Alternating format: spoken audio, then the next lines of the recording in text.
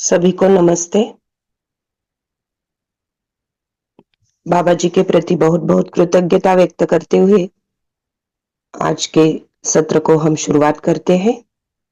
मैं जय श्री गजानन इन सत्र में सभी उपस्थित परिवारजनों के सदस्य सभी का मनपूर्वक स्वागत करती हूँ। कल हमने मानवीय संविधान में से कुछ शब्दों की परिभाषाएं सुनी। उसमें व्यवस्था, व्यवहार, व्यक्ति, न्याय, नैतिकता, नियम और नियंत्रण, इन शब्दों पर सुरेंद्र पाठक जी भैया ने प्रकाश डाला, जिसमें हमें ये समझ में आया कि जब उन्होंने व्यवस्था की परिभाषा स्पष्ट करने का प्रयास किया तो परिवार मूलक स्वराज्य व्यवस्था ही व्यवस्था है और उस व्यवस्था में जो उन्होंने परिभाषा रखी वो रखी कि अनुभव, व्यवहार, प्रयोग, प्रमाण सहित परिवार मूलक स्वराज्य व्यवस्था में भागीदारी। तो परिवार में संबंधों को पहचानना, संबंध का निर्वाह करना, ये एक काम है और दूसरा काम परिवार व्यवस्था को समझना और परिवार व्यवस्था में भागीदारी करना। तो इस परिवार में जो 3 संबंध होते हैं वो है माता पिता, पुत्र पुत्री, पति पत्नी और भाई बहन। इन 3 संबंधों को परिवार के अर्थ में समझना। तो व्यक्तिवादी तरीके से अगर हम इन संबंधों को देखते हैं तो व्यक्ति के अर्थ में संबंध को देखते हैं तो परिवार नहीं बन पाता, क्योंकि परिवार का अर्थ है 3 संबंधों में एकत्व आना। तीनों संबंधों का प्रयोजन, लक्ष्य, कार्यक्रम में एकत्व का आना, तब परिवार में संबंध है जो न्याय के अर्थ में है। तो परिवार में न्याय कैसे होगा? तो परिवार में संबंध को पूर्णता के अर्थ में पहचानने से न्याय होता है। इसका क्या आशय है, संबंध किस आशय में है, इसको समझना। जैसे कि माँ का संबंध पोषण के आशय में है, पिता का संबंध संरक्षण के आशय में है।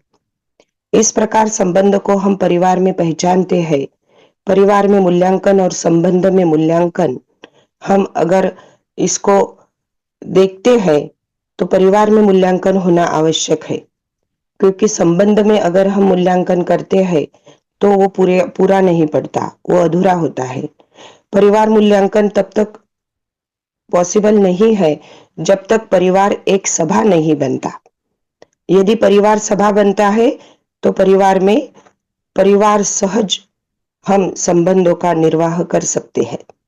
व्यक्तिवादी मूल्यांकन की परिवार में व्याप्ति नहीं होती, संबंध की परस्परता में हो सकती है, उसमें तृप्ति भी हो सकती है, लेकिन वो तृप्ति परिवार की तृप्ति तक नहीं पहुंचती। इसलिए जो मूल्यांकन है वो परिवार सहज ही होना चाहिए। इस प्रकार परिवार ही सभा और सभा ही परिवार हो जाता है, तभी परिवार में मूल्यांकन हो पाता है। फिर अगला शब्द भैया ने लिया था व्यवहार। तो व्यवहार में हमने परिभाषा देखी कि मानव और मानवेतर प्रकृति सहज परस्परता में निहित संबंध व मूल्यों का नियम, नियंत्रण एवं संतुलन पूर्वक निर्वाह। इसमें हम देख सकते हैं कि मानव और मानवेतर प्रकृति मतलब मानव मतलब अखंड समाज, मानवेतर प्रकृति मतलब सार्वभौम व्यवस्था। मतलब इन संबंध में पूरकता विधि से हम व्यवहार कर सकते हैं। जब तक अपने में अपना पराया रहता है तब तक नियम नियंत्रण संतुलन प्रमाणित नहीं होता। नियम मतलब नियम त्रय के साथ संबंध की पहचान, मूल्यों का निर्वाह, इसी को व्यवहार कहा है। नियंत्रण मतलब हर परिवार संस्कारानुषंगीय विधि से नियंत्रित होता है। तो संस्कार क्या है? तो विधि सम्मत आचरण ही संस्कार है। विधि क्या है? तो न्याय धर्म सत्य सम्मत ही विधि है। और संतुलन व्यक्ति का परिवार में, परिवार का परिवार समूह में, परिवार समूह का ग्राम में, ग्राम का विश्व परिवार में, इस तरह संतुलन होता है। तो इस प्रकार हमने व्यक्ति की, न्याय की और नैतिकता की और नियम की, नियंत्रण की भी परिभाषाएं भैया ने स्पष्ट की। तो अगली कड़ी को जोड़ते हुए मैं सुरेंद्र पाठक भैया जी को निमंत्रित करती हूँ और उनका बहुत बहुत इस सत्र में स्वागत करती हूँ और वो अपना वक्तव्य आगे रखे, ऐसा उनको निवेदन करती हूँ। सुरेंद्र पाठक जी भैया, भैया आपका बहुत बहुत स्वागत है।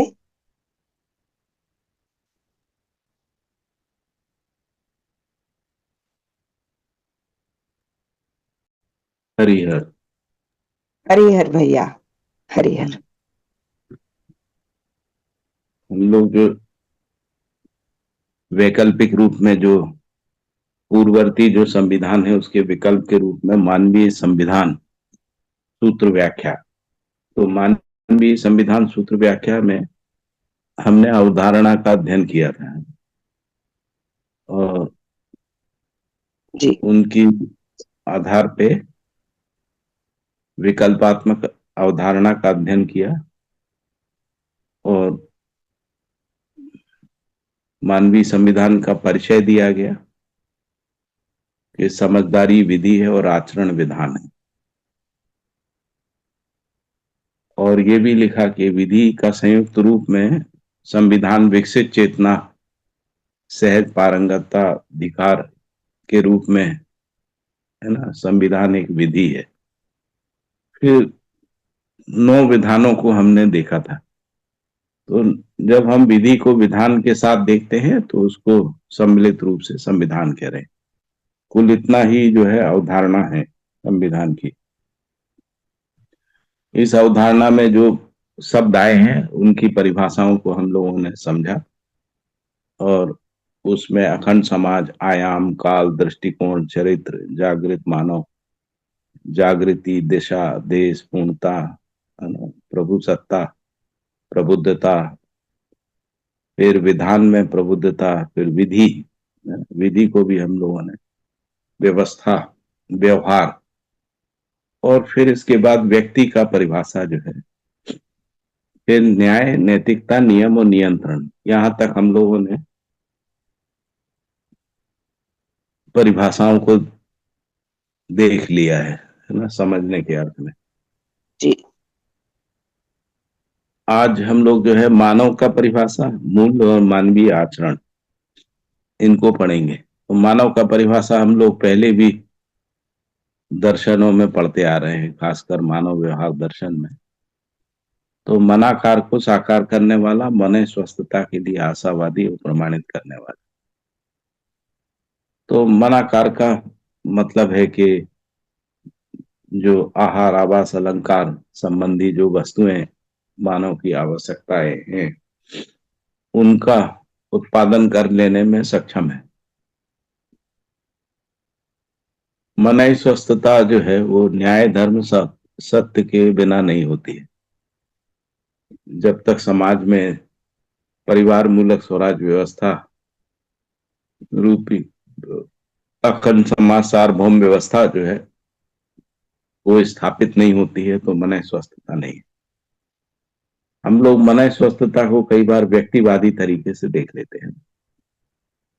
तो मैं ध्यान करता हूँ, मेडिटेशन करता हूँ, है ना, मैं किसी को शिकायत नहीं रखता हूँ और उत्साह के साथ काम करता रहता हूँ, इसको लोग मन स्वस्थता समझ लेते हैं। लेकिन यहाँ मन स्वस्थता और जो मानव का परिभाषा है वो सर्व मानव के अर्थ में, और मानव 5 स्थितियों में है। तो सर्व मानव ही मनाकार को साकार करने वाला है। हर मानव तो नहीं कर पाता है, लेकिन जब मानव को अखंड रूप में देखते हैं, सर्व मानव के रूप में या अखंड समाज के रूप में देखते हैं, तभी मनाकार को साकार करने वाला जो है स्पष्ट होता है। और तभी ये समझ में आता है कि मन स्वस्थता के लिए मानव आशावादी है और इसी मन स्वस्थता के लिए संस्कृति सभ्यता विधि व्यवस्था रूपी जो है चेतना को समझने का प्रयास मानव में हुआ है। लेकिन संस्कृति सभ्यता विधि व्यवस्था जो है वो व्यक्तिवाद और समुदायवाद में फंस जाने के कारण से मन स्वस्थता का प्रमाण नहीं आया और इसलिए समुदायगत जो है घृणा द्वेष हिंसा युद्ध की स्थितियां बनी रही और जो शासन में रहने वाले लोग थे उनकी मन अस्वस्थता जो है वो साम दाम दंड भेद है ना इस रूप में देखने को मिलती है, छल कपट दंभ और पाखंड आदि के रूप। और इस सब का स्रोत जो है शरीर मूलक प्रणाली से संवेदनशीलता के आधार पर जीना और यही मन अस्वस्थता का कारण है। तो मन स्वस्थता के लिए मानव को नियम न्याय धर्म सत्य सम्मत विचार में, नियम न्याय धर्म सत्य सम्मत व्यवहार में और नियम न्याय धर्म सत्य सम्मत व्यवस्थाओं में है ना संक्रमित होने की आवश्यकता है, क्योंकि इससे कम में है नहीं। जैसे हमारे संसार में गरीबी हो, प्रदूषण हो, बेरोजगारी हो, है ना, और आपस में द्वेष हो, युद्ध चल रहे हो, शोषण और अपराध जो है वो व्यवसाय में हो, शिक्षा में हो, तो मन स्वस्थता का प्रमाण नहीं है ना। तो मन स्वस्थता का प्रमाण है कि ये सब ठीक हो जाए, वस्तुएं सुलभ हो जाए, विनिमय लाभ हानि मुक्त हो जाए, हर परिवार जो है वो व्यवस्था में भागीदारी करने लगे और अमीरी गरीबी खत्म हो जाए, उसकी खाई पड़ जाए, सर्व समृद्धि आ जाए, है ना, परस्परता में अभय हो जाए, जिसको हम लोग कह रहे हैं समाधान समृद्धि अभय से अस्तित्व जो है वो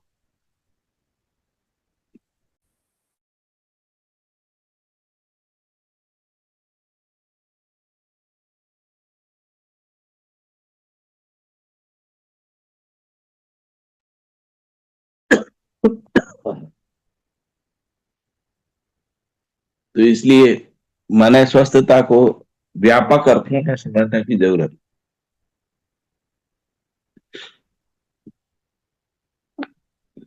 और मानव जाति उसकी आशावादी है ही।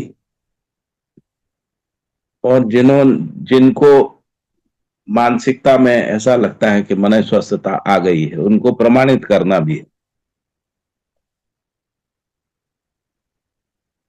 तो सर्वतोमुखी समाधान पूर्वक यह न्यायपूर्ण व्यवहार निरंतरता पूर्वक यह नियमपूर्ण उत्पादन के साथ और परिवार मूलक स्वराज व्यवस्था विधि से मन स्वस्थता को प्रमाणित किया जा सकता है।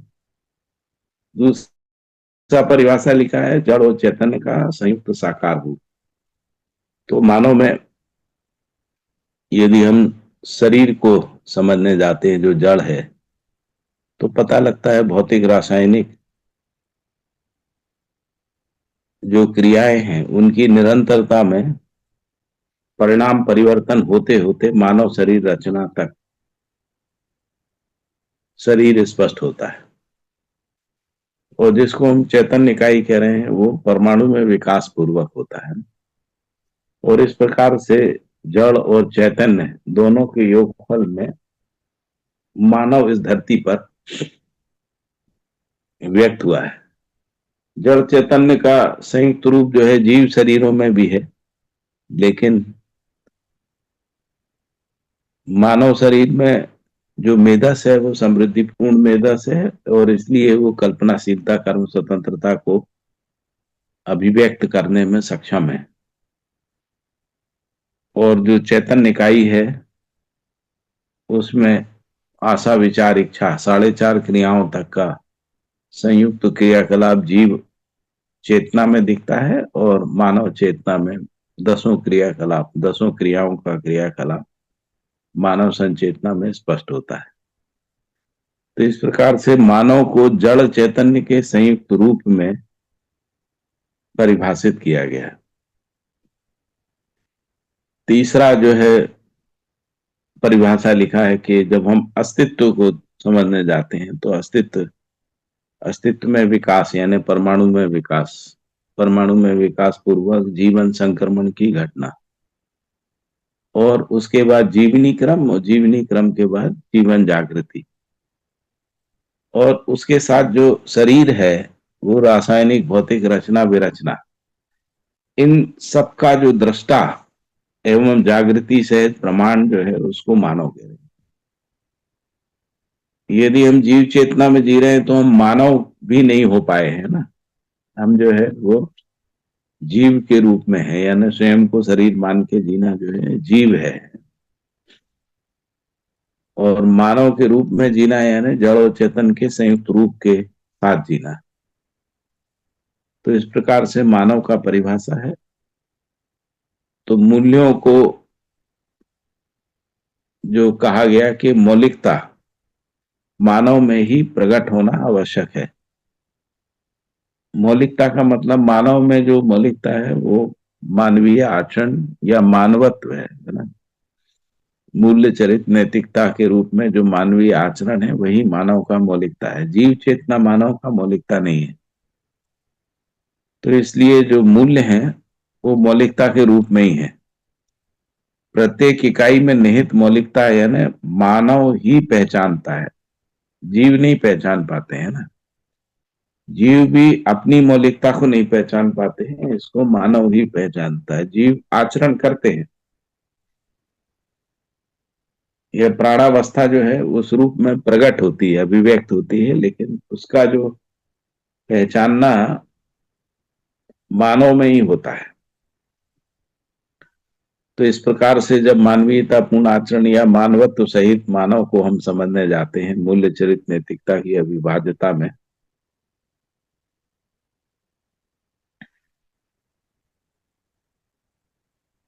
उसी में 30 मूल्य जो है वो हमको स्पष्ट होते हैं। 9 स्थापित मूल्य, 9 शिष्ट मूल्य, 2 वस्तु मूल्य, 6 मानव मूल्य और 4 जो है जीवन मूल्य।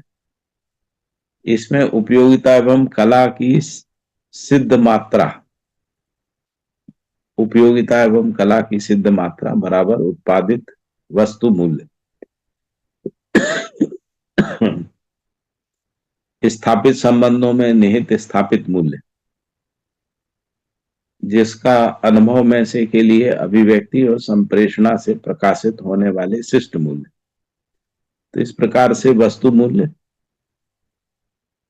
स्थापित मूल्य और शिष्ट मूल्य, और जब इसको मानव परंपरा में देखते हैं तो मानव मूल्य, जिसको धीरता वीरता उदारता दया कृपा करुणा कहते हैं।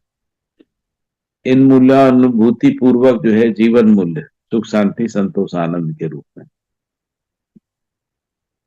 तो इस प्रकार से मूल्य शब्द का प्रयोग बाबा जी ने एक निश्चित परिभाषा के अर्थ में किया है। फिर अगला शब्द है मानवीय आचरण। तो मानवीय आचरण स्वधन स्वनारी स्वपुरुष दयापूर्ण कार्य व्यवहार के रूप में है। जैसे परिवार का धन स्वधन है, वैसे ही परिवार समूह का जो धन है वो स्वधन है। ग्राम का धन स्वधन है। तो जैसे स्व नारी स्व पुरुष है, तो परिवार में जो नारियां हैं वो स्व नारी के रूप में है, चाहे वो माँ के रूप में हो, चाहे पत्नी के रूप में हो, चाहे वो बहन के रूप में हो, या पिता के रूप में पुरुष हो, पति के रूप में पुरुष हो। पर नारी पर पुरुष जो है वो जब हम किसी की परस्परता में होते हैं, लेकिन जब परिवार समूह परिवार हो जाता है तो वहां जो भी नारी हैं वो सब स्व नारी स्व पुरुष के रूप में होते हैं। और जिनकी परस्परता में रहते हैं, जैसे परिवार समूह ग्राम की परस्परता में रहता है, तो ये परिवार मूलक स्वराज व्यवस्था में जो 10 सोपानी परिवार है उसमें स्वधन स्वनारी स्वपुरुष जो जीव चेतना के आधार पे हम पहचाने रहते हैं उसका विलय हो जाता है। पति पत्नी संबंध में इसको प्राथमिकता से देखा जाता है ना। तो हम लोगों ने ये भी देखा है कि पर नारी पर पुरुष के चक्कर में चरित्रहीनता होती है और उसके कारण से बहुत सारे लड़ाई झगड़े बैर विरोध होते हैं, बहुत सारे मुकदमाबाजी होती है, यहाँ तक कि युद्ध और हिंसा भी होते हैं। हमारे यहाँ जो महाकाव्य के रूप में महाभारत है, उसमें भी पर नारी पर पुरुष ही युद्ध का मूल कारण रहा। राम रामायण में भी जो पर नारी के चक्कर में ही जो है राम और रावण का युद्ध हुआ और रावण का साम्राज्य जो है ध्वस्त हुआ, ऐसा कहानियों में लिखा हुआ है ना। फिर एक और बात है कि जब तक हम पर नारी पर पुरुष पर धन पूर्वक जीते हैं तो समाज रचना नहीं हो सकती, यानी परस्परता में विश्वास नहीं हो सकता। इसलिए स्व धन स्व नारी स्व पुरुष के साथ जीना, तो ये तभी होता है जब परिवार एक हो जाए। यदि परिवार एक नहीं होता है तो परिवार का धन बटा हुआ रहता है ना, तो वो स्वधन नहीं है। जब परिवार के लोग मनमानी तरीके से अपना अपना अपना अपना धन बांटे रहते हैं, तब तक वो परिवार का धन नहीं हुआ ना। तो परिवार का धन, परिवार समूह का धन, इस तरीके से स्वधन को हम लोग पहचान सकते हैं। तो जब हम दयापूर्ण कार्य व्यवहार को भी समझने जाते हैं, तो यदि एक व्यक्ति दया करता है किसी के साथ में, किसी एक परिवार का एक व्यक्ति किसी के साथ दयापूर्ण कार्य करता है, तो वो व्यक्तिवादी दया हो गई। और यदि इसको विश्लेषित करते हैं तो ये समझ में आता है कि जो व्यक्तिवादी दया का कार्यक्रम होता है, उसमें जो कृतज्ञता या गौरवता मूल्य जो है वो अभिव्यक्त होता है, वो व्यक्ति तक सीमित रहता है, मूल्य परिवार तक सुलभ नहीं होता है। तो मूल्यों की सुलभता के लिए जरूरी है कि दयापूर्ण कार्य व्यवहार जो है परिवार की सम्मति से होना चाहिए, या परिवार सभा में निर्णय पूर्वक दयापूर्ण कार्य व्यवहार होना चाहिए, व्यक्तिगत चॉइस के आधार पर नहीं होना चाहिए। यदि व्यक्तिगत चॉइस के आधार पर होगा तो तो समाज रचना पूर्वक जो है विधि व्यवस्था का प्रमाण नहीं आएगा। तो परिवार मूलक स्वराज व्यवस्था में सभी परिवार क्योंकि आवश्यकता से अधिक उत्पादन करते हैं और किसी न किसी परिवार समूह के सदस्य होते हैं, तो परिवार समूह जो है योजनाबद्ध तरीके से आवश्यकता से अधिक उत्पादन करते हैं और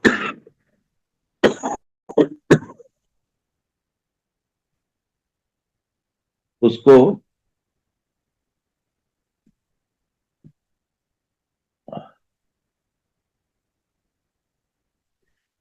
ग्राम व्यवस्था में नियोजित करते हैं।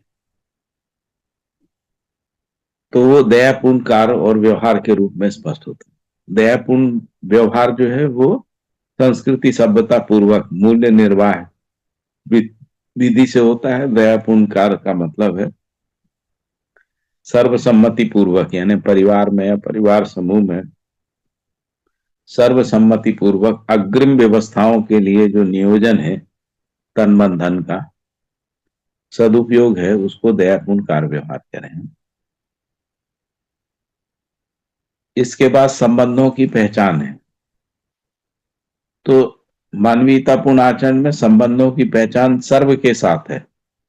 जैसे मित्र संबंध में हम सर्व के साथ जुड़े रहते हैं, साथी सहयोगी संबंध में व्यवस्थात्मक जो भागीदारी होती है उसमें साथी सहयोगी संबंध होते हैं, विशेष रूप से उत्पादन के अर्थ में। शिक्षा संस्कार में गुरु शिष्य संबंध होते हैं और परिवार में जो संबंधों का प्रमाण है वो माता पिता पुत्र पुत्री के रूप में रहता है। लेकिन जब हम परिवार समूह के सदस्य हो जाते हैं तो परिवार समूह के सभी परिवार की माताएं माताएं होती हैं ना, पिता जो है पिता होते हैं। तो सम्मिलित रूप से पूरी मानव जाति में जो माँ है ना, जो पोषण के अर्थ में क्रिया करती हुई जो माँ है और जो व्यवस्थाएं हैं वो सब माँ संबंध के अर्थ में ही है। जो संरक्षणात्मक जितना भी क्रियाकलाप है वो सम्मिलित रूप से, तो इसलिए संबंध का पहचान यानी पूर्णता के अर्थ में संबंध को पहचानना। यदि हम संबंधों को परिवार की सीमा में और परिवार को वंशानुसंगीय परिवार के रूप में पहचानते हैं तो वो संबंध जो है जीव चेतना के संबंध है।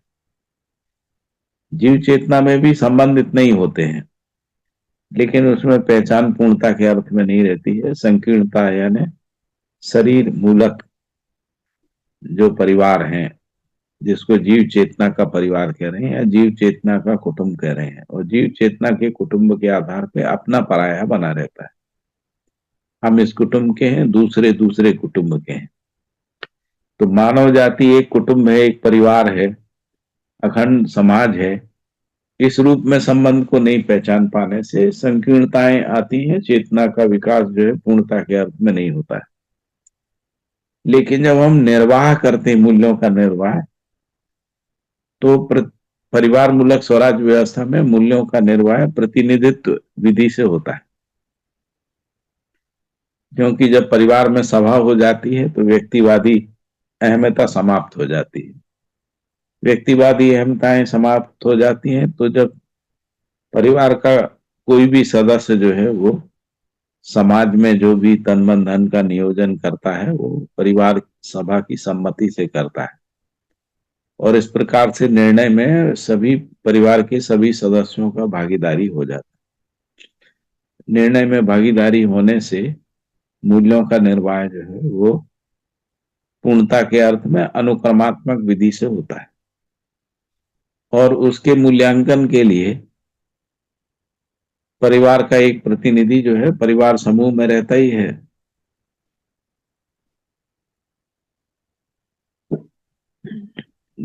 इसलिए मूल्यांकन जो है वो बना रहता है। परिवार में मूल्यांकन सभा में, परिवार समूह का मूल्यांकन संबंधों में परस्परता में मूल्यांकन, और व्यक्ति में स्वयं में मूल्यांकन है। लेकिन जब परिवार एक इकाई हो जाते हैं तो परिवार में जो मूल्यांकन है वो भी स्वयं में मूल्यांकन होता है। सभा में जो मूल्यांकन होता है, क्योंकि परिवार समूह परिवार परिवार समूह परिवार एक परिवार हो गया, तो उस स्थिति में जो परिवार में मूल्यांकन होता है यानी परिवार समूह में जो मूल्यांकन होता है वो भी स्वयं में मूल्यांकन है। तो इस प्रकार से बाबा जी ने ये भी लिखा है कि समाज स्वयं का मूल्यांकन करते हैं ना, परिवार स्वयं का मूल्यांकन करते हैं।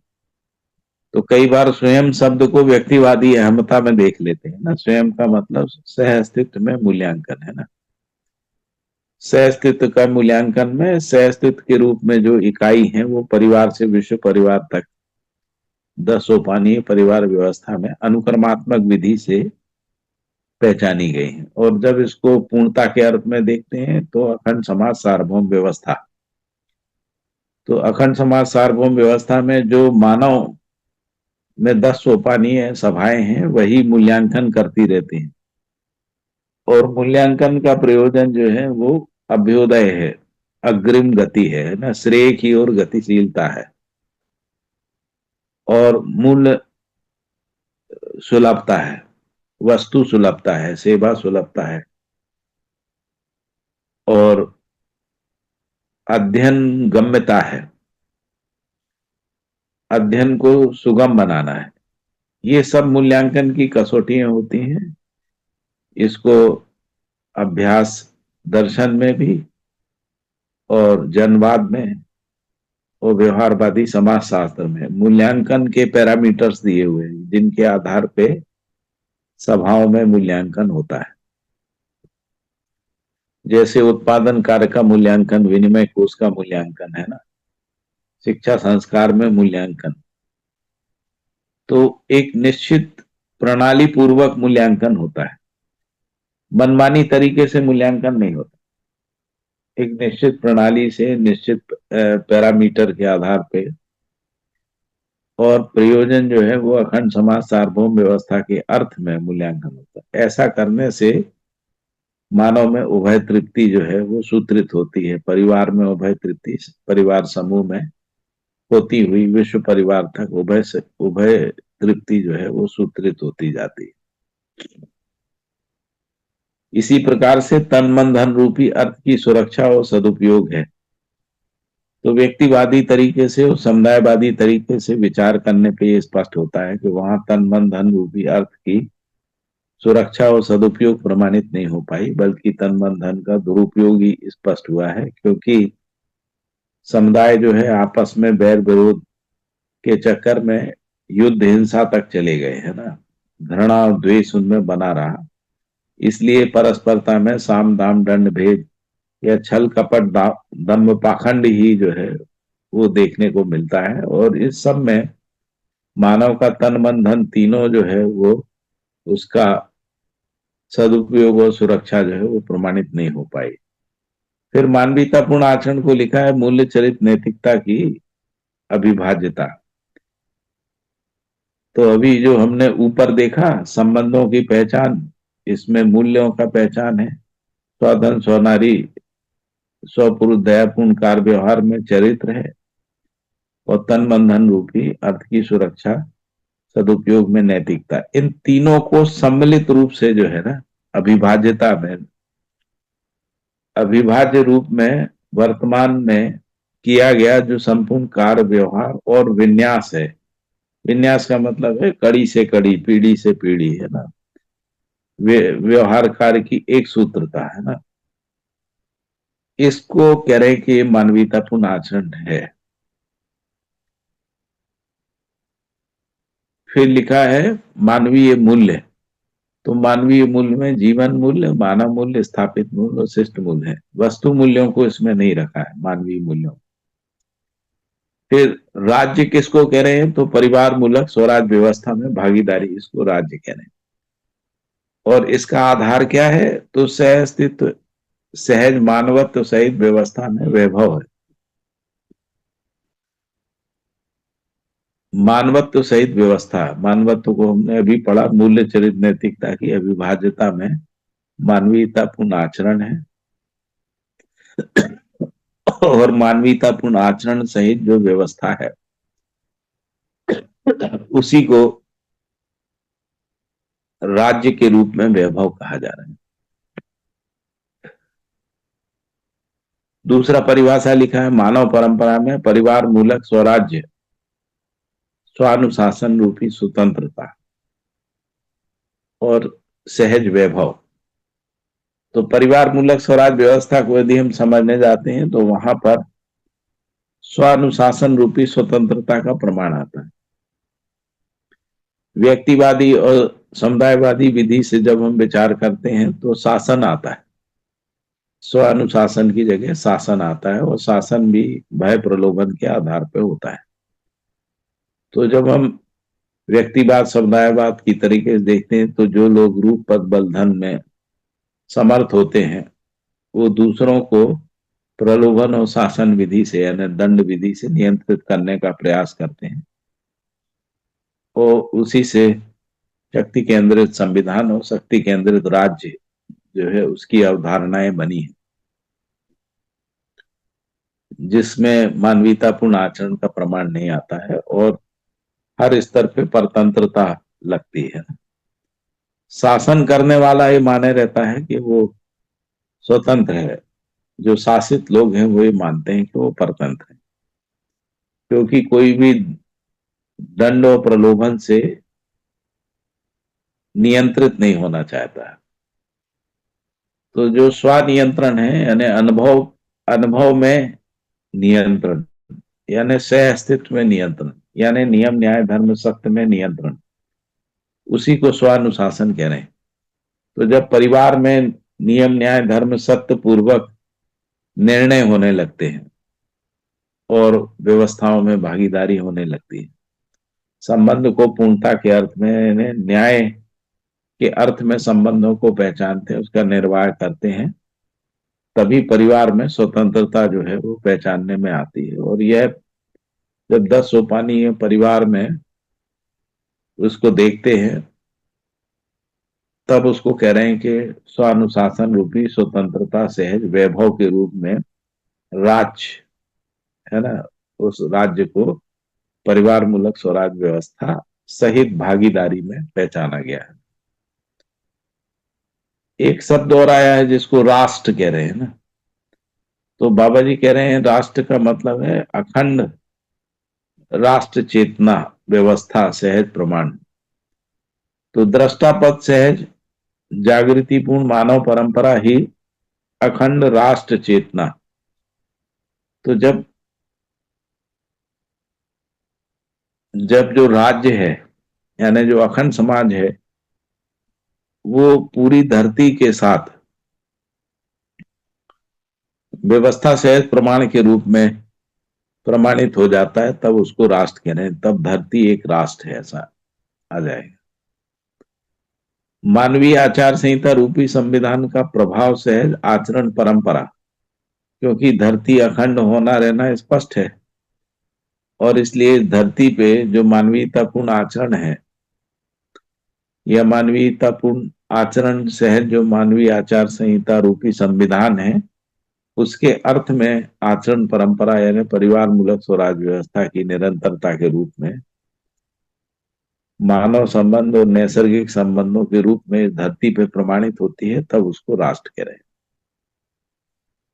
मानव मानव संस्कृति सभ्यता में निरंतरता सहित उसके संरक्षण संवर्धनकारी विधि व्यवस्था सहज अक्षुण्णता सहित परंपरा, इसको राष्ट्र कह रहे हैं।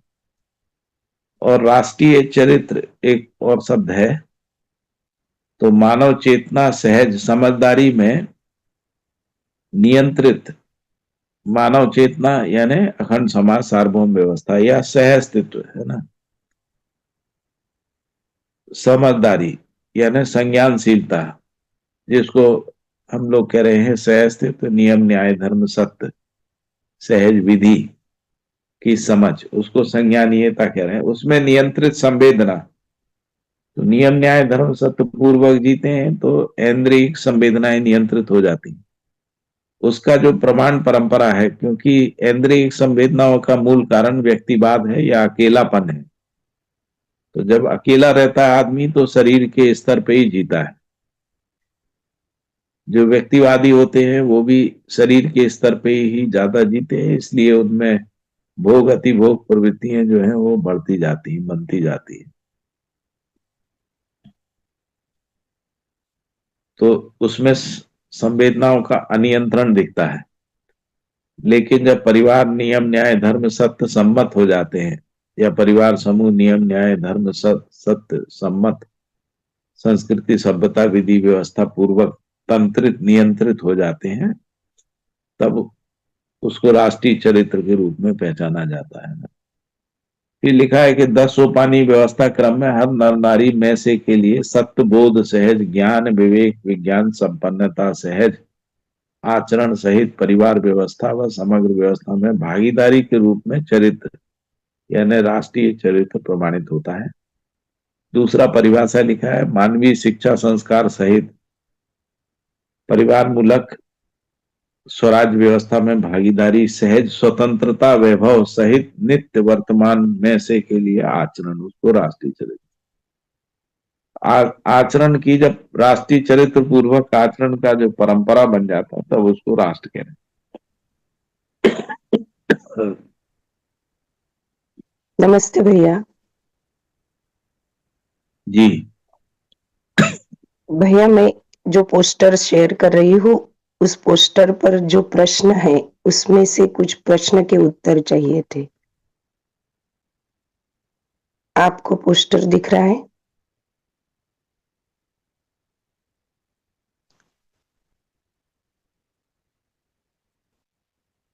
हेलो, नमस्ते भैया। स्क्रीन शेयर कर दिया है मैंने, आपको दिख रहा है भैया? जी दिख रहा है। जी तो पहला प्रश्न इसमें ये है, पुस्तक में प्रस्तुत विषय वस्तु और वास्तव में मेरे लक्ष्य के साथ का संबंध। तो ये जो पहला प्रश्न है इसके आधार पे ही हमने विषय वस्तु की बात की थी, है ना। जी विषय वस्तु में ये बताया था कि इस संविधान की जो विषय वस्तु है वो मानवीयतापूर्ण आचरण है। फिर इसमें ये भी बताया था कि इसमें पूर्ववर्ती संविधान और वर्तमान संविधान जो वैकल्पिक मानवीय संविधान है इसके साथ एक तुलनात्मक जो है वो प्रस्ताव दिया गया है ना। तो विगत के पूर्ववर्ती संविधानों की समीक्षा की गई, हमने समीक्षा लगभग पूरी पढ़ ली है, और जो वैकल्पिक संविधान की अवधारणा है इसको भी पढ़ लिया है। इसके बाद इससे पूर्व में और इसके बाद में परिभाषा खंड है। तो परिभाषाओं में ये जो परिभाषाएं हम लोग पढ़ रहे हैं, यही परिभाषाओं में मानवीयतापूर्ण आचरण और मानवीय परिवार मूलक स्वराज व्यवस्था का स्पष्टीकरण आ जाता है ना। यहाँ पर जो लिखा है मेरे लक्ष्य के साथ, तो मेरा लक्ष्य कुछ नहीं होता है, मानव का लक्ष्य होता है। ये मेरा लक्ष्य ही समस्या का कारण है, क्योंकि मेरा लक्ष्य जो है वो इंडिविजुअलिटी को पैदा करता है, व्यक्तिवादी अहमता को या व्यक्तिवादी चेतना को। अब यदि मान लीजिए हम ये कहते हैं मेरे परिवार का लक्ष्य, तो मेरे परिवार का लक्ष्य यदि मानव लक्ष्य नहीं है तो वो समस्या का कारण है ना। तो ये जो मेरा लक्ष्य नहीं होगा, मानव लक्ष्य के साथ संबंध ऐसा होगा। तो मूलक स्वराज व्यवस्था जो है वो मानव लक्ष्य के अर्थ में या मानव लक्ष्य को प्रमाणित करने के अर्थ में है ना, व्यवस्था की अवधारणा है, जिसमें मानवीयतापूर्ण आचरण जो है सुगम और सुलभ हो जाता है ना। दूसरा इसमें लिखा है कि पाठ्य पुस्तक पुस्तक पठन में नई दृष्टिकोण और ज्ञान के बारे में स्पष्टीकरण। तो पुस्तक में कोई नई दृष्टि नहीं होती है ना, न्याय धर्म दृष्टि होती है। दृष्टि, अंतर्दृष्टि जो है वो नई और पुरानी नहीं होती। नई और पुरानी यदि हम कहेंगे तो यही कह सकते हैं कि जीव चेतना में जो दृष्टिकोण है प्रिय हित लाभ का है ना, वो पुराना है, और नया दृष्टिकोण जो है न्याय धर्म सत्य का है। तो यहाँ हम लोगों ने न्याय धर्म सत्य के बारे में बात की है ना।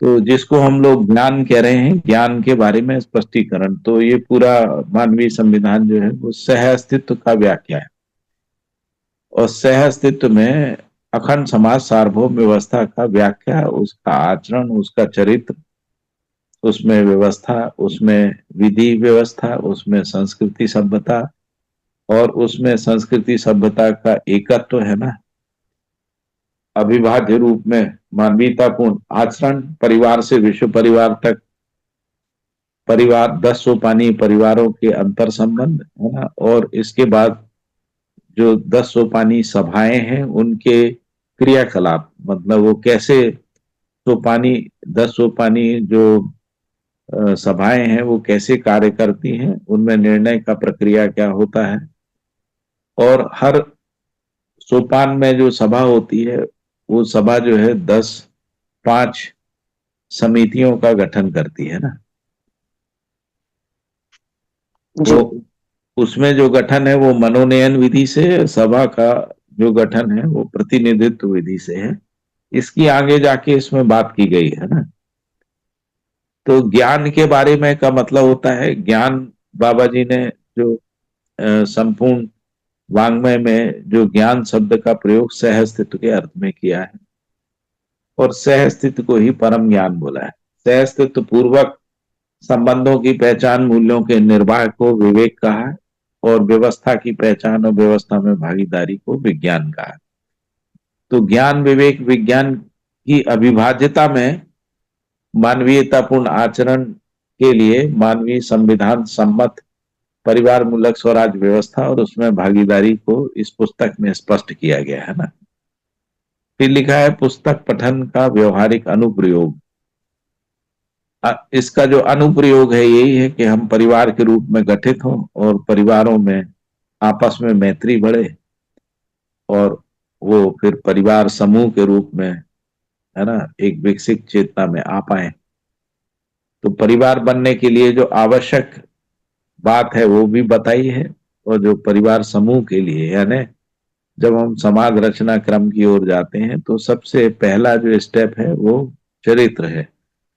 जब हम स्वधन स्वनारी स्वपुरुष में प्रतिष्ठित होते हैं, पर धन पर नारी पर पीड़ात्मक कार्यक्रम से मुक्त होके जब हम उपकार विधि से या दयापूर्ण कार्य व्यवहार करते हुए परिवार आपस में संस्कृति सभ्यता पूर्वक मूल्यों का निर्वाह करते हैं और विधि व्यवस्था पूर्वक जो है योजनाबद्ध तरीके से उत्पादन और उत्पादन कार्यों में भागीदारी करते हैं।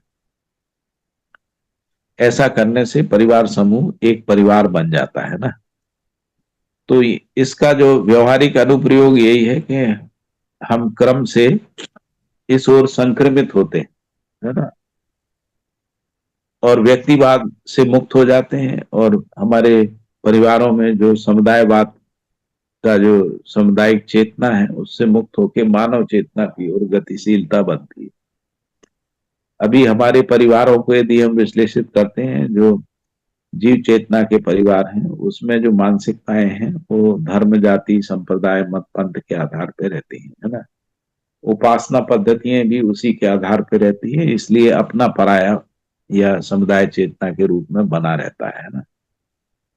तो यदि मानव चेतना में संक्रमित होना है तो इससे मुक्त होकर न्यायपूर्ण व्यवहार को अपनाते हुए, है ना, अखंड समाज सार्वभौम व्यवस्था मानसिकता में, है ना, संक्रमित होने के लिए अभ्यास की आवश्यकता है। फिर इसमें जो मेरा व्यवहार लिखा है, मेरा व्यवहार जैसी कोई चीज नहीं होती है ना, व्यवहार होता है। और हम लोगों जी ने व्यवहार का परिभाषा भी पढ़ा है।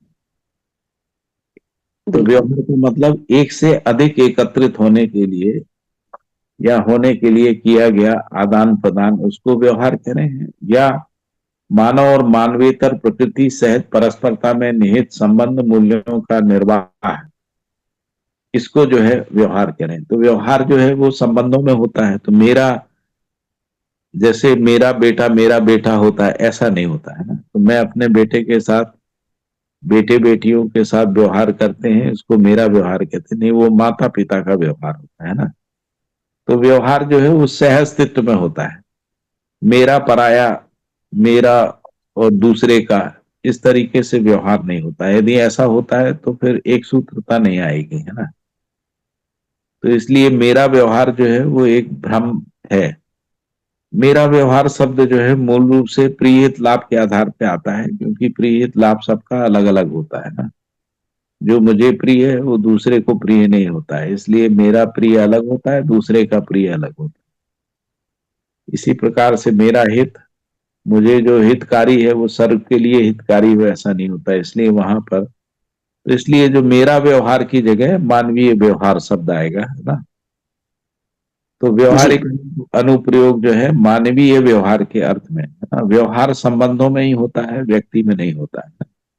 व्यक्ति में आचरण भी नहीं होता है, व्यक्ति में व्यवहार भी नहीं होता है। व्यक्ति में केवल समझ होती है, और जिसको हम समझ कह रहे हैं वो सह अस्तित्व ही है। सह अस्तित्व के अतिरिक्त जो भी समझ है वो समस्याकारी है, इसलिए उसको ज्ञान नहीं कह सकते, उसको समझदारी नहीं कह। ठीक है। फिर इसके बाद एक अगला प्रश्न है, पुस्तक में प्रस्तुत विषय वस्तु से व्यवहार में आ रही चुनौतियों का निर्मूलन, है ना? तो वस्तुतः अभी जो व्यवहार में समस्याएं जो हैं वो समुदाय चेतना ही सबसे बड़ी समस्या है।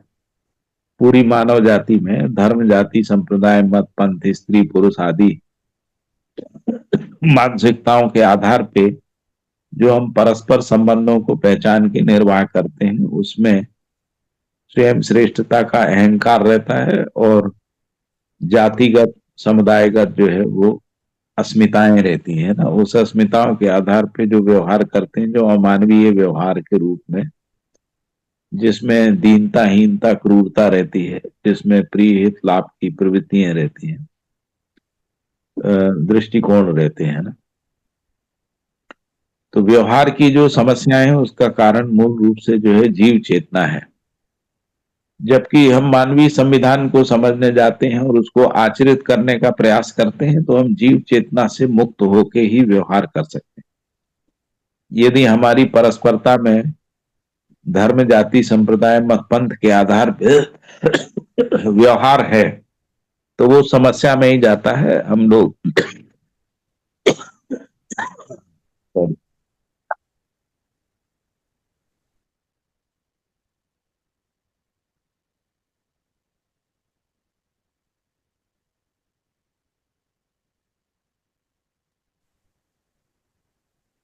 तो जैसा पूर्ववर्ती संविधान की समीक्षा में स्पष्ट किया गया है,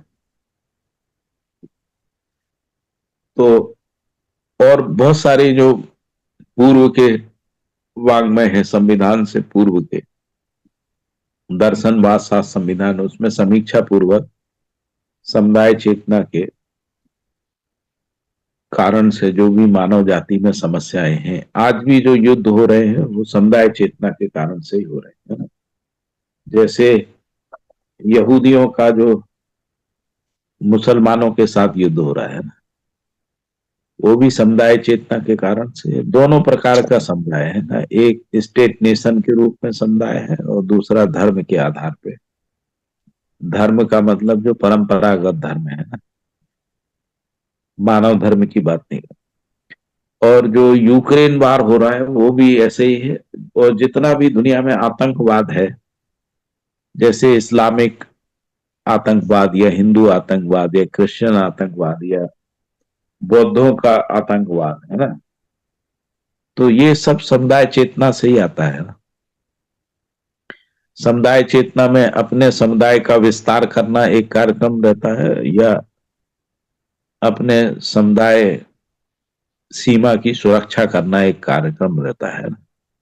तो अखंड समाज सार्वभौम व्यवस्था मानसिकता पूर्वक हम इससे मुक्त हो सकते हैं, परिवार हमारे मुक्त हो सकते हैं, समाज मानव जाति मुक्त हो सकती है।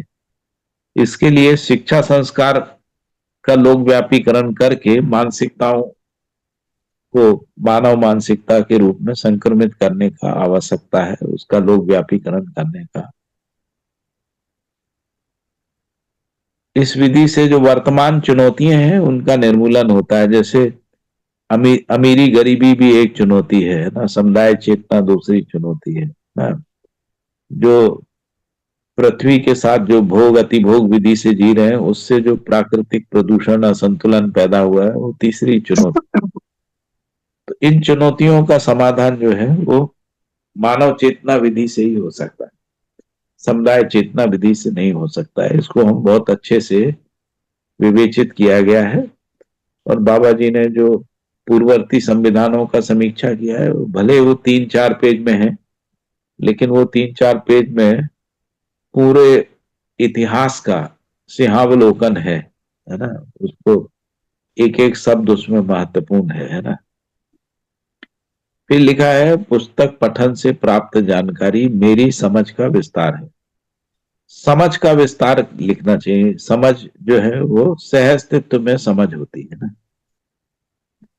जैसे समझदारी शब्द को हम लोगों ने परिभाषा में देखा था,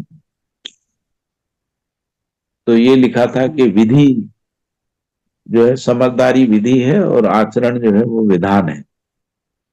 तो विधि जो है वो मेरी और दूसरे की नहीं होती है ना। विधि का मतलब न्याय विधि, धर्म विधि, सत्य विधि है ना, सहअस्तित्व विधि है ना, साथ साथ होती है ना। तो साथ साथ जीने का जो समझ है, उसी को विवेक कह रहे हैं, उसी को व्यवहार कह रहे हैं ना। तो मेरी समझ और तेरी समझ है ना, ये शरीर मूलक प्रणाली से या संवेदनशील प्रणाली से ये मेरा तेरा होता है। क्योंकि जैसे मेरी समझ मेरे शरीर या मेरे स्वाद या मेरी चॉइस के बारे में है, क्योंकि जो मेरी चॉइस है वो दूसरे की नहीं है, मेरा टेस्ट दूसरे का टेस्ट नहीं है ना। तो प्रिय हित लाभ के आधार पे जो है मेरा और तेरा बनता है, क्योंकि उसकी सार्वभौमिकता नहीं है। लेकिन जिसको हम लोग समझ कह रहे हैं वो न्याय धर्म सत्य है, वो सार्वभौमिक होता है ना। तो इसलिए समझ शब्द का यहाँ प्रयोग होना चाहिए। पुस्तक पठन से प्राप्त जानकारी है ना, पुस्तक पठन से प्राप्त जानकारी है और समझ का विस्तार है ना। और ये समझ का विस्तार मानव चेतना, मानव जाति में ही होता है ना। तो जैसे जैसे परिवार में समझ का विस्तार होता है, परिवारों की परस्परता में समझ का विस्तार होता है, वैसे वैसे जो चुनौतियां हैं उनका निर्मूलन होता है ना। यदि एक से अधिक परिवार एकत्रित होकर योजनाबद्ध तरीके से उत्पादन करते हैं तो समृद्धि सहजता से प्राप्त हो सकती है। आवश्यकता से अधिक उत्पादन सहज रूप से हो सकता है, और जो उत्पादन का सुरक्षा और सदुपयोग भी हो सकता है। तभी उपकार प्रवृत्ति के लिए जो है पात्रता पैदा होती है ना। तो इस प्रकार से समझ का विस्तार करना है। पाठ्य पुस्तक से प्राप्त जानकारियों से नए कौशल्य जीने में आत्मविश्वास व सशक्तिकरण, जो मानव में सशक्तिकरण है वो नियम पूर्वक, न्याय पूर्वक, धर्म पूर्वक, सत्य पूर्वक या मानव संचेतना पूर्वक जीने में ही जीने की कला जो है वो प्रमाणित होती है। जीने की कला का मतलब है विवेक और विज्ञान सम्मत प्रणाली से जीना, है ना, उसी को जीने की कला कहते हैं। विज्ञान और विवेक सम्मत विधि से जीने की पात्रता को विकसित करने के लिए अभ्यास है। अभ्यास पूर्वक जो है हम व्यक्तिवादी चेतना से संबंध चेतना में आते हैं, और संबंधों को जब पूर्णता के अर्थ में देखते हैं तब हम पूरी मानव जाति के साथ एकत्व की मानसिकता में शिफ्ट होते हैं, जिसको अखंड समाज सार्वभौम व्यवस्था मानसिकता है। और उस मानसिकता के आधार पे जब हम परिवार से विश्व परिवार तक समझने का प्रयास करते हैं ना, अभी भी हम 8-10 सोपानी व्यवस्थाओं को देखते ही हैं, है ना, लेकिन वो शक्ति केंद्र शासन विधि से है। जैसे ग्राम पंचायत है, जनपद पंचायत है, जिला पंचायत है, फिर विधान परिषद है, विधान सभाएं हैं, फिर लोकसभा है ना, राज्य सभाएं हैं, फिर अंतर्राष्ट्रीय ट्रीटी संगठन है या संयुक्त राष्ट्र संघ है, और उससे भी ऊपर एक विश्व राज्य की संकल्पना जो है वो जीव चेतना का जो मानव परंपरा है उसमें भी भास रूप में ये बना हुआ है। लेकिन स्पष्टता ये होगा कैसे, जैसे सस्टेनेबल डेवलपमेंट गोल को लोगों ने पहचान लिया सार्वभौमिकता के सर्व मानव के लिए आवश्यक लक्ष्य के रूप में, है ना। खासकर वो लक्ष्य जो है पूर्णता के अर्थ में नहीं है, समस्या के निराकरण के अर्थ में। जैसे सस्टेनेबल डेवलपमेंट गोल को हम देखेंगे तो जो मानव जाति में समस्याएं हैं उनको 17 कैटेगरी में परिभाषित किया, और उन समस्याओं से मुक्ति को कह रहे हैं कि वो लक्ष्य है ना, जो सार्वभौमिक है पूरी मानव जाति के लिए, किसी स्टेट नेशन के लिए, किसी समुदाय के लिए नहीं है। तो मानव जाति सार्वभौमिक लक्ष्य को पहचान नहीं चाहती है। उस लक्ष्य के अर्थ में यदि व्यवस्थाएं और मानसिकताएं यदि उस अर्थ में गतिशील होती हैं, यानी अभ्युदय की ओर होती हैं, तो लक्ष्य जो है वो पूरे होते हैं।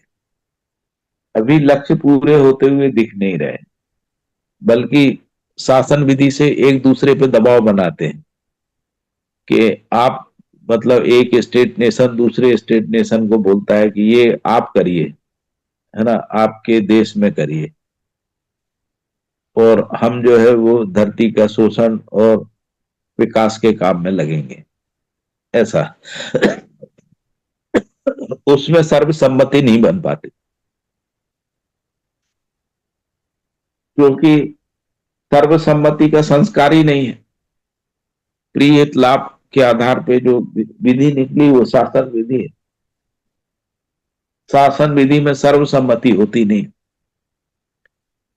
सबसे सर्वोत्तम जिसको विधि कह रहे हैं वो प्रजातंत्र है।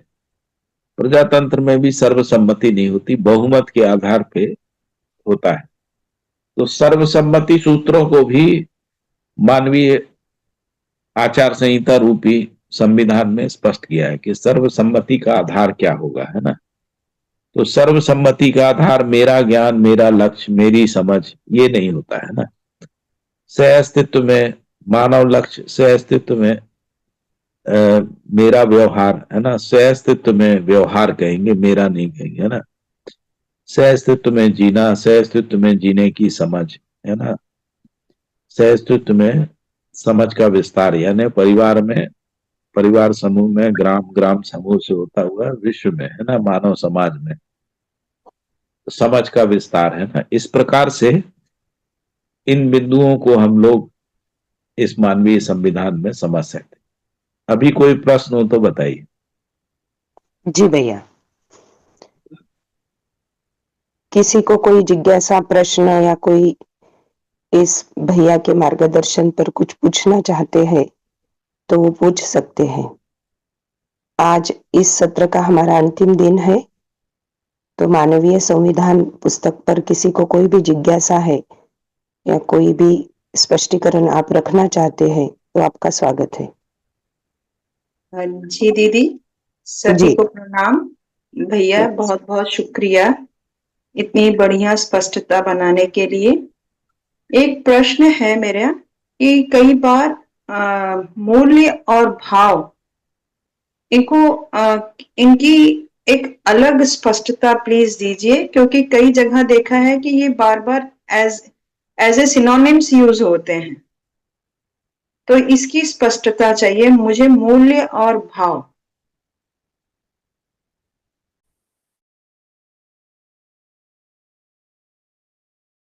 जी,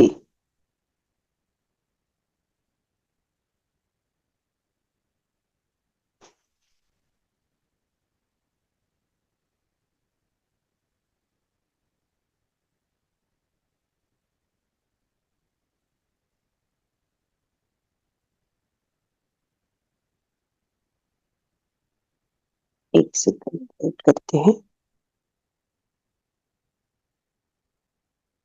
भैया आपने अनम्यूट नहीं किया क्या? सॉरी। जी, तो मैं कह रहा हूं कि जो मौलिकता है वही भाव होता है ना। जैसे मानव में जो मौलिकता है वो मानवीय आचरण सहित है ना। जैसे मूल्य, चरित्र, नैतिकता सहित जो मानवत्व के रूप में जो आचरण है वही मानव की मौलिकता है। जब मानव को हम लोग मानवत्व सहित आचरण से भिन्न देखते हैं तो वो समुदाय चेतना है, जो जीव चेतना है ना। जीव चेतना में जो आचरण है वो मानव की मौलिकता नहीं है, यानी मानव का भाव नहीं है, यानी मानवीय भाव नहीं है ना, वो अमानवीय भाव है। तो जीवों का जो भाव है वो जीवत्व के साथ है ना, और वृक्षों का जो भाव है प्राणावस्था की रचना में वो वृक्षत्व के साथ है ना।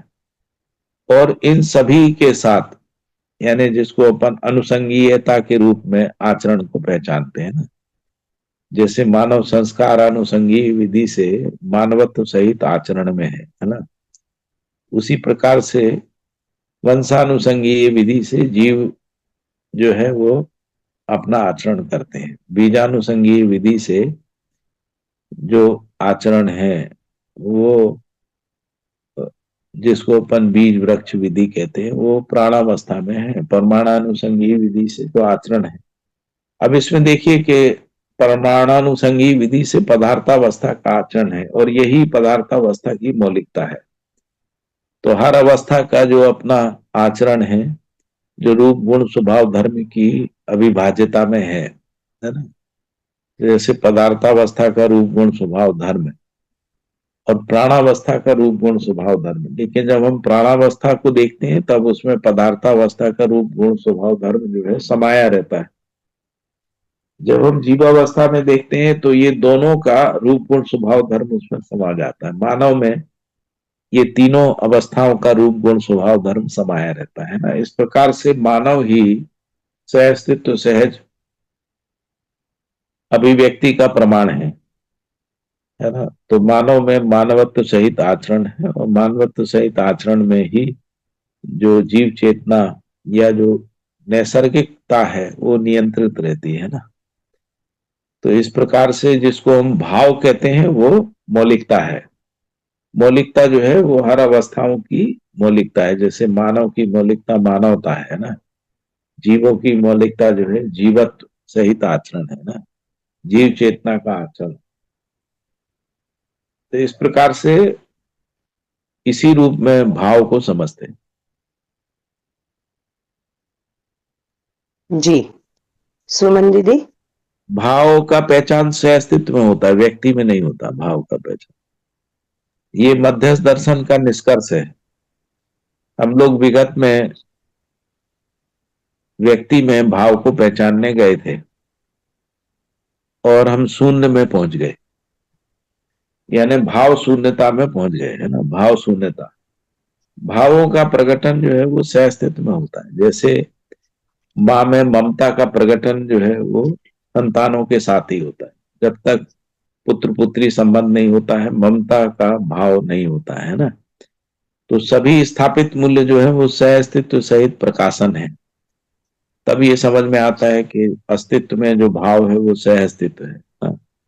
सह अस्तित्व में ही स्थापित मूल्यों का पहचान है, सह अस्तित्व में ही नियम न्याय धर्म सत्य का पहचान है। तो नियम न्याय धर्म सत्य और जिसको हम स्थापित मूल्य कह रहे हैं, ये सह अस्तित्व में ही भाव है। ठीक है, समझ में आता है।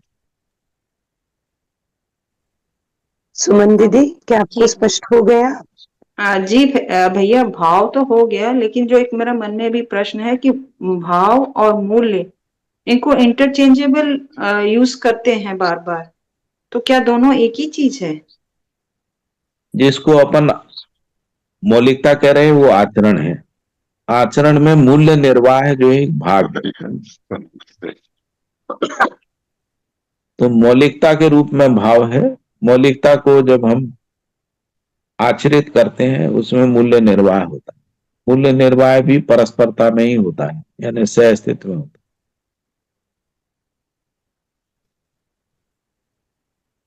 है। मूल्यों को सम्मिलित रूप से यदि हम कहेंगे तो वो पूर्ण भाव है। जैसे प्रेम को कहा कि वो पूर्ण मूल्य है। लेकिन प्रेम का मतलब होता है कि जब हम अखंड समाज सार्वभौम व्यवस्था के अर्थ में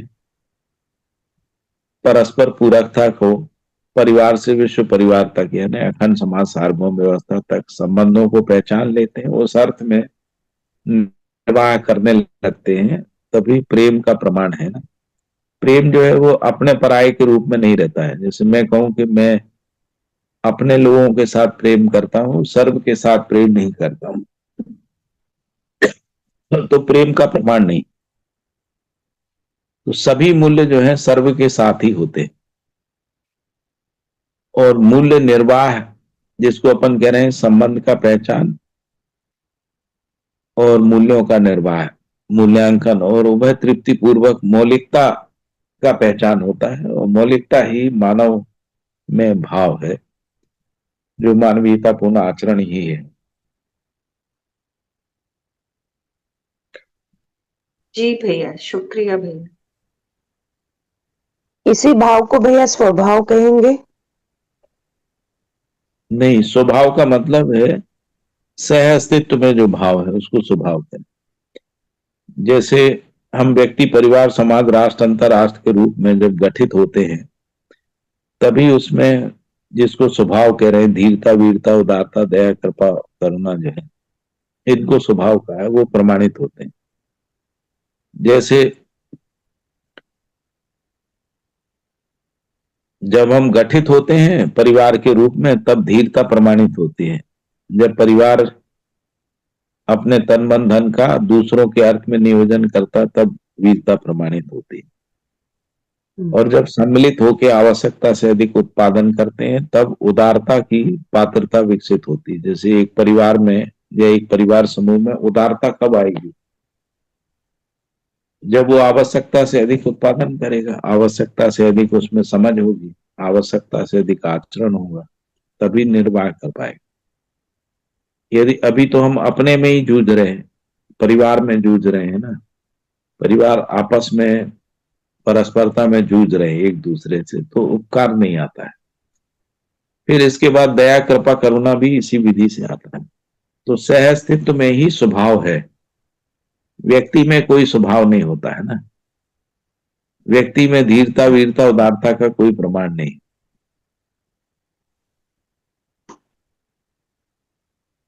जी। क्योंकि यहाँ पर जो व्यक्ति का परिभाषा है वो भी सह अस्तित्व में व्यक्ति के रूप में, परिवार की अविभाज्यता में या अखंड समाज सार्वभौम व्यवस्था की अविभाज्यता में आचरण करता हुआ जो इंडिविजुअल है उसको व्यक्ति कह रहे हैं।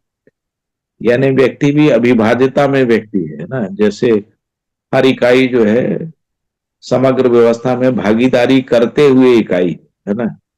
हम इकाई को इकाई के रूप सीमा में पहचानते हैं, तो रूप सीमा तक इकाई नहीं होती है ना, उससे अधिक होती है, और उससे जो अधिक है वही गुण स्वभाव धर्म होता है ना।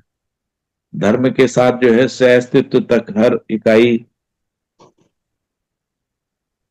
सूत्रित रहती है,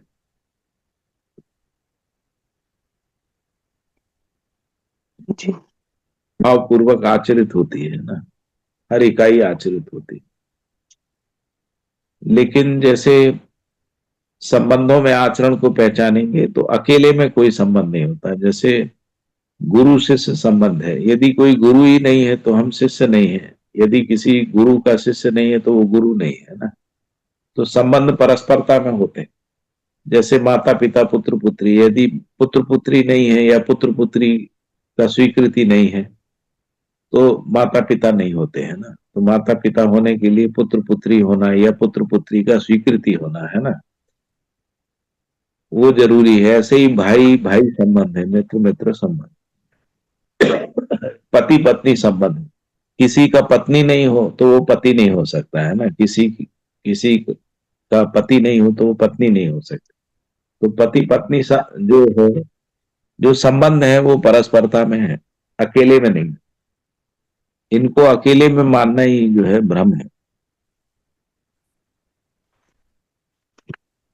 सो सहअस्तित्व में संबंध है, सहअस्तित्व में मूल्य है, सहअस्तित्व में भाव है, सहअस्तित्व में नियम न्याय धर्म सब, सहअस्तित्व में जो विधि विधान है उसी को संविधान कहते हैं।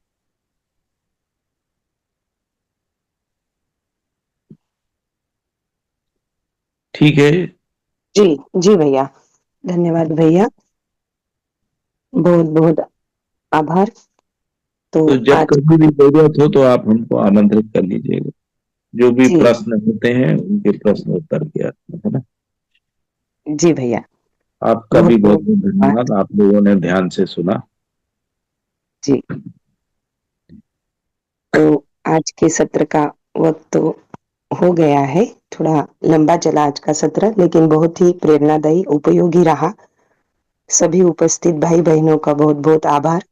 आज हमने मानव मूल्य, मानवीय आचरण, मानवीय मूल्य, राज्य, राष्ट्र और राष्ट्रीय चरित्र की परिभाषाओं पर भैया ने जो प्रकाश डाला उसको समझने का प्रयास किया, और यही समझ में आया कि मानवीय संविधान एक सह अस्तित्व की व्याख्या है। तो इसका और हम जब डिटेल पठन करेंगे तो उसको समझने का प्रयास करेंगे भैया, और जब भी कोई भी प्रश्न आए तो हम आपको आमंत्रित करेंगे। सभी उपस्थित भाई बहनों का बहुत बहुत धन्यवाद। सुरेंद्र पाठक जी भैया का भी बहुत बहुत धन्यवाद, आभार। दीदी मेरा एक प्रश्न नमस्ते। रह गया है। नमस्ते दीदी। जी जी भैया। यदि संक्षेप में भैया उत्तरित कर दें तो जी, कृपा होगी। जैसे सभा की इच्छा। जी बताइए भैया प्रश्न। दीदी अभी भैया ने कहा रूप सीमा में देखना जो है वो नहीं होता सह अस्तित्व में, तो बाबा जी को रूप सीमा में नहीं थे, वो कैसे देखें?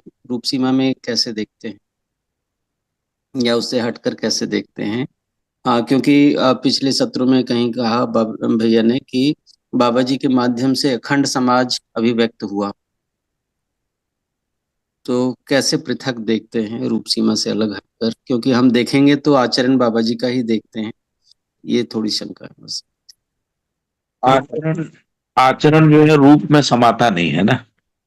जैसे मानव रूप में देखेंगे तो जो शरीर की सीमा तक ही दिखता है ना। जैसे मानवाकार बोलेंगे तो मानवाकार जो है वो शरीर की सीमा तक ही है। जी लेकिन जब हम मानसिकता देखेंगे तो वो शरीर की सीमा से ज्यादा होती है ना। बड़ी आचरण भी शरीर की सीमा से ज्यादा होता है ना, व्यवस्थाएं भी शरीर की सीमा से ज्यादा होती। तो यदि हम बाबा जी को रूप की सीमा तक देखेंगे तो व्यक्ति तक ही देख पाएंगे, है ना। जी लेकिन बाबा जी की संपूर्ण अभिव्यक्तियों को देखेंगे तो वो अखंड समाज के अर्थ में मानसिकता का अभिव्यक्ति है और उसका व्याख्या है ना। तो बाबा जी ने अपने होने रहने को सह अस्तित्व में अविभाज्यता के अर्थ में पहचाना है ना। सर्व मानव के साथ संबंध को पहचाना, उसी अर्थ में अभिव्यक्त हुए, उनकी सारी जो अवधारणाएं और व्याख्याएं और विश्लेषण है वो सब सर्व मानव के अर्थ में है ना। एक भी वाङ्मय ऐसा नहीं है जहां पर उन्होंने व्यक्ति, परिवार, समुदाय या राज्य, स्टेट नेशन के रूप में जिसको हम सीमा कहते हैं उसके अर्थ में बात की हो, है ना। तो बाबा जी जो है वो पूर्णता के अर्थ में अभिव्यक्त हुए। उनके सभी जो वाङ्मय हैं वो पूर्णता के अर्थ में अभिव्यक्ति है, जो रूप सीमा में नहीं आता है ना। या तो हम उसको मानवीयतापूर्ण आचरण का संपूर्ण रूप देखेंगे, है ना, तो हर इकाई जो है ना रूप सीमा में सीमित दिखती है जी लेकिन जब हम उसको सह-अस्तित्व में देखते हैं तब उसमें अविभाज्यता दिखती है। जैसे बाबा जी ने लिखा है कि मानव प्रकृति के साथ अविभाज्य है और मानव जो है मानव संबंधों में अविभाज्य है। तो जब हम मानव को समझने जाते हैं तो वो जीवन नहीं, मानव को समझने जाते हैं तो वो शरीर नहीं। तो जीवन और शरीर के संयुक्त रूप में मानव है। शरीर को जब समझने जाते हैं तो रासायनिक जो रचना क्रम है ना, परमाणु में जो रासायनिक भौतिक क्रियाकलाप और उसमें परिणाम परिवर्तन होते होते एक लंबी यात्रा है, उसमें मानव शरीर जो है एक उपलब्धि है ना। तो इस प्रकार से हम प्रकृति की अविभाज्यता में मानव शरीर को देखते हैं। इसी प्रकार से जब मानव के मानवीयतापूर्ण आचरण को देखते हैं तो पता लगता है कि मानव सर्व के साथ संबंध में है और ये जो संबंध विहीनता है वही मानव में समस्या है। जैसे हम नैसर्गिक संबंधों की उपेक्षा करके जीते हैं तो समस्याग्रस्त होते हैं, मानव संबंध का उपेक्षा करके जीते हैं तो हम समस्याग्रस्त होते हैं। तो मानव में जो समुदाय चेतना है वो संबंधों को पूर्णता में ना देख पाने के कारण से, जबकि सभी धर्म संप्रदाय मत पंथ में संबंध इतने ही होते हैं ना, माता पिता पुत्र पुत्री से लेके गुरु से इतने ही संबंध है और उन संबंधों में अपेक्षाएं भी वही हैं और कार्यक्रम भी वही है। फिर भी जब हम उनको समुदाय सीमा में देखते हैं तो अपना पराया हो जाता है। जैसे हिंदू लगता है कि हमारे अपने हैं और मुसलमान लगता पराये हैं, मुसलमानों को भी ऐसे ही लगता है हिंदू पराये हैं, क्रिश्चियन पराये हैं। इस तरीके से अपना पराया जो है मानव जाति में समस्या का कारण है। हर समुदाय अपने को स्वयं श्रेष्ठता में से ग्रसित ही रहता है ना, और उसी के कारण से समुदाय चेतना बनती है जो सीमावादी चेतना है। मतलब रूप को एक सीमा में, समुदाय की सीमा में, जैसे हमने देश को एक समुदाय की सीमा में, है ना, मान लिया है, जबकि धरती अखंड है। तो बाबा जी का संपूर्ण अभिव्यक्ति अखंडता, सार्वभौमता से अस्तित्व, है ना, मानवीय संबंध, है ना, संबंधों को पूर्णता के अर्थ में, संबंध निर्वाह प्रक्रिया को अनुक्रमात्मक विधि से, है ना, व्यक्ति, परिवार, समाज, राष्ट्र, अंतरराष्ट्र, इस रूप में उन्होंने अवधारणाओं को प्रस्तुत किया है। इसलिए ये बनता है जो है ना, जैसे पृथ्वी जो है वो रूप सीमा में देखेंगे तो पृथ्वी का एक अपना सीमा है ना, लेकिन धरती के आचरण को देखेंगे, क्रियाकलाप को देखेंगे, है ना, तो पता लगेगा कि वो सूर्य के साथ क्रियाकलाप है, चंद्रमा के साथ है, बाकी ग्रह गोल नक्षत्रों के कारण। जैसे धरती में जो क्रियाकलाप है वो मौसम का क्रियाकलाप है ना, तो मौसम का क्रियाकलाप सूर्य की सापेक्षता में या सूर्य के सह अस्तित्व में ना, तो इससे पता लगता है कि धरती रूप सीमा तक नहीं है ना, धरती का जो आचरण है।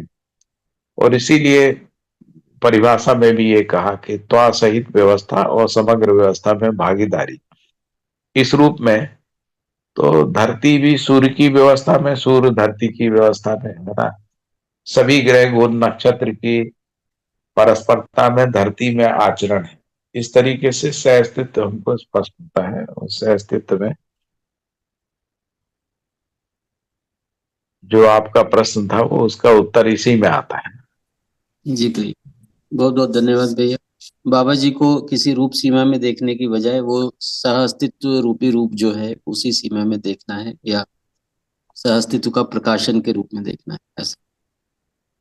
हाँ, मतलब हमको देख के कोई मान्यता नहीं बनाना है। जब हम अध्ययन करते हैं तो हमको स्पष्ट ही होता है कि वो सह-अस्तित्व के अर्थ में अभिव्यक्त हो रहे हैं, जी, है ना? तो वो धन्यवाद व्यक्ति के बाबा, अर्थ में अभिव्यक्त नहीं हो रहे। धन्यवाद दी। जी। वैशाली ताई। धन्यवाद भैया जी।